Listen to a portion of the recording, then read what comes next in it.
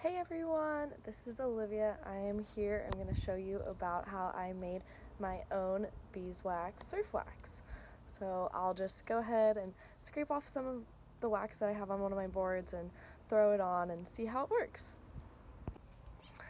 Hey, so I'm just going to go ahead and scrape off like a little bit of this board just because it has a good amount of wax still right now, but thought I'd want to test out my new wax and see how it goes.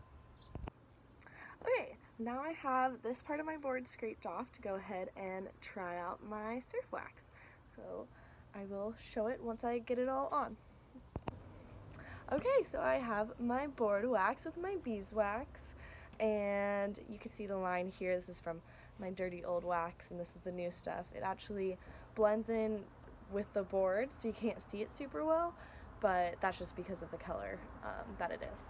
So all I had to do was put my base coat down first out of real surf wax that is made specifically to be a base coat, and then my beeswax on top, and it actually worked out really well. It held to the base coat and made the sticky bumps that you want for surfing. So it will be interesting to try this surfboard out and see how it feels in the water.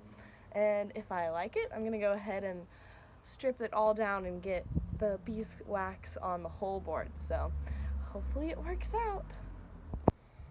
It was actually pretty simple to make this beeswax surf wax on my own. All I needed was the beeswax in glass, some coconut oil, and some tree resin. So it was just those three ingredients. You needed 3 parts beeswax to 1 part coconut oil and 1 part tree resin. So first what I did was I had to get the tree resin. So initially I was going to try and find a pine tree to get some sap from it, but fortunately I couldn't find any pine trees. So I ended up just buying some tree resin online, and it just came in like dried up sap form. So I went ahead and melted that with the whole mixture. Pretty simple. And we just did a double boil to get this all heated up and mixed together in a tin can.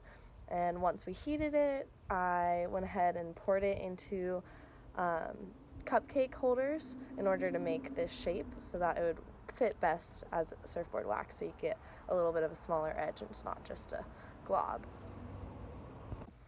So the reason why we need those 3 ingredients is that the tree resin is necessary for cold water surfing.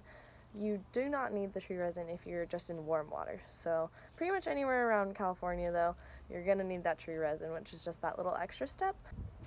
One of the big pluses about making your own beeswax is that it's more environmentally friendly, so it doesn't have any of those chemicals that you'll find in normal conventional surf wax.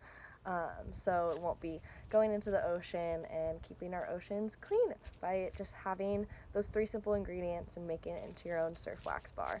So overall, I thought this process was really great. I'm excited to give out some of the surf wax to some of my friends and maybe make more and try and make a business out of it. I think that it would be harder to make a business out of selling this beeswax surf wax just because normal surf wax is only $1 per bar, and it probably took about $10 upfront cost for me to make 6 bars. So it would be a hard business to make, but if you advertise specifically for the environmentally friendly, I think that would be the best way to make this work as a business. And also just great gifts to give out to people, because who doesn't want sustainable beeswax surf wax? All the surfers want it now.